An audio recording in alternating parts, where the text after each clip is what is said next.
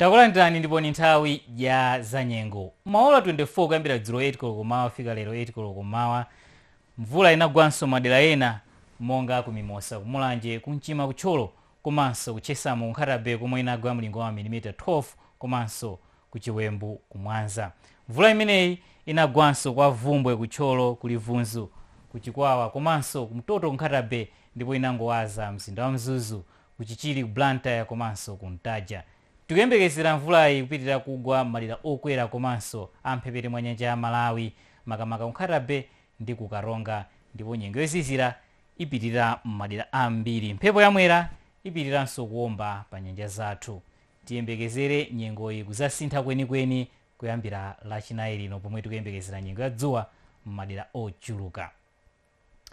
Dera la mpweya olemera lomwe tikuona likuzungulira pali kuyambira lachiwiri lino lizamba tumiza kwathu kuno mphepo ichokera kumwera chakumvuma yomwe izachitisenso nyengo ya chipironi yomwe ndi nyengo ya mphepo ya mitambo komanso ya mvula ya mawawa. Usiku uno tiyembekezere nyengo yozizira komanso ya mvula madera ena amzigawo zakumpoto ndi kumwera. Mawa kudzacha kwa chifunga madera ena komanso tiyembekezere mvula kudzagwa madera ochepa mchigawo chakumwera komanso madera mchigawo chakumpoto monga kunzuzu, nkhatabe komanso kukaronga. Mawa mbandakucha tiyembekezere nyengo yozizira ndi madigiri 12 ku Blantyre komanso kunzuzu, 13 mzinda wa Lilongwe. Nyengoyi tiyembekezerenso madera ochepa mphepete mwa nyanja ya Malawi. Ndiye mawa masana mitambo yochuluka idzaoneka madera mchigawo chakumwera ndipo mvula idzagwanso madera ochepa mchigawo chimenechi monga kunsanje, kutcholo komanso kuphalombe. Tiyembekezere nyengo ya mitambo mwapo ndi apo madera mchigawo cha pakati ndipo mvula mphamvu idzagwa madera ena mchigawo chakumpoto monga kukaronga komanso kuchitipa.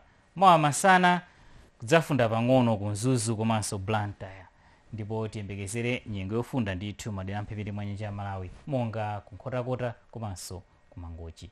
Ndiye lachiwiri lino tikuyembekezeranso nyengo ya chipironi yomwe ndi nyengo ya mphepo ya mitambo komanso ya mvula. Nyengo iyi tiyembekezere kwambiri madera mzigawo zakumpoto ndi kumwera monga kuphalombe, kumulanje komanso kunsanje. Madzulo ano mnali ndine Ali Chibantho akhala nozindikira dziwani za nyengo.